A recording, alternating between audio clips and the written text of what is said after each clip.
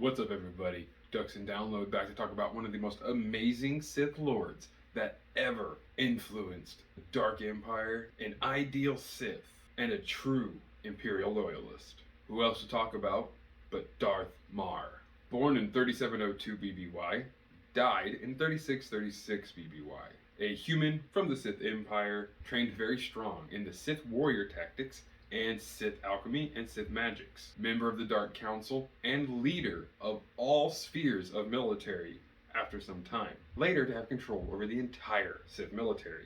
Darth Marr's rise to power happens very quickly, as by 20 years old he has now officially joined the Dark Council. With one well-known and very prosperous apprentice, Darth Marr trained Darth Lacris. Darth Marr's storyline will happen mostly through the Star Wars The Old Republic MMORPG video game. Darth Marr was one of the few Sith to understand how important it was to heavily work within the Imperial sector to strengthen and resolve its soldiers and fortifications during the Galactic War era that is the Old Republic.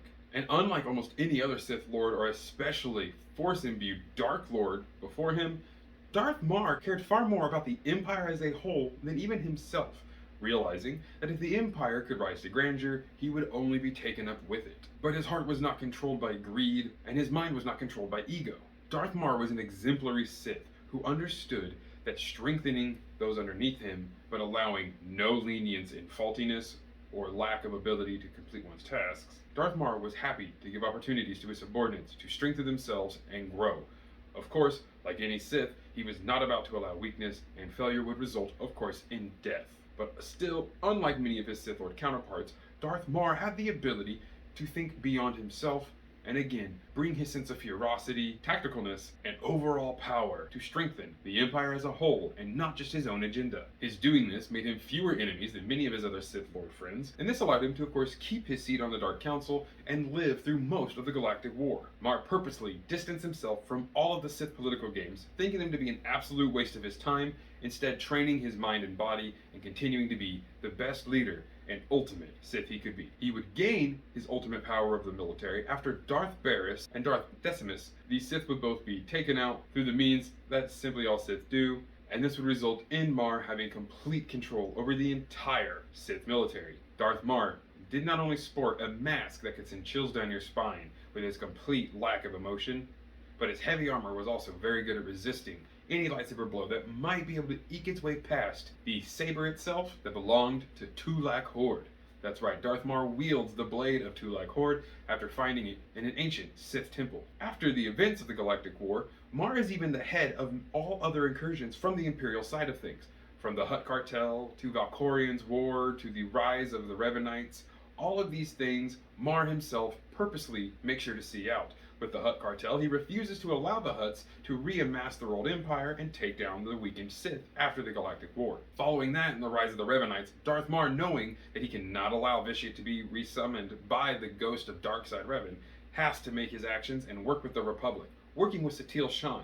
This is where an extremely important and vital friendship will begin for Darth Marr. With the main character of the Old Republic MMO game, Darth Marr and Sithari, the Jedi and Sith working together in this coalition, do take down the Revanites and stop them from bringing back Vitiate, which leads into the War with Valkorian, who is all of course just Tenebrae trying to make a return to things.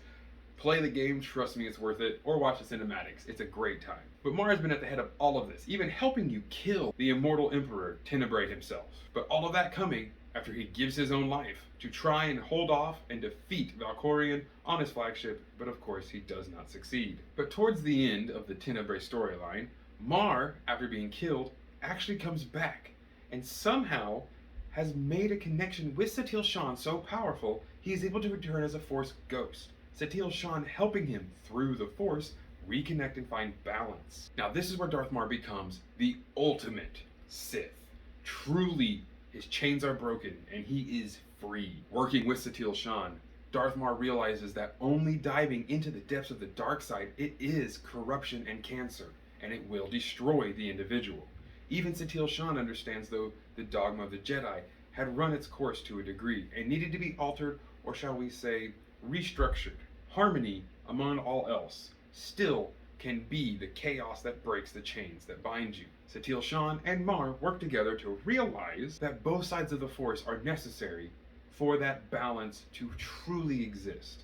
But when one attempts to subvert the Force, to fully take it under control, and to bend the very fate of wills and time, that is where things truly evil and corruption can take hold in one's heart. Darth Marr becomes one of the first Sith ever to become a full Force ghost, able to maneuver and move however he sees through the living Force itself.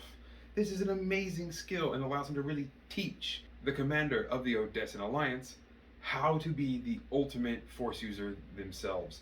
You can, of course, reject it and further yourself into the dark side, which will give you no benefit, or accept the teachings of Sithari and Marr and understand that the Force is in between the two. Harmony with the Force does not always have to mean harmony with the galaxy.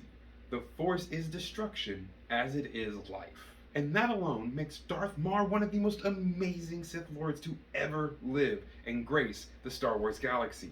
His ability to put himself before the Empire was almost unheard of, but really set up the paces for him to become one of the few, if not only, Sith Lords who died fully embedded into the dark side, but was able to redeem himself, study, and find harmony, becoming a Force ghost.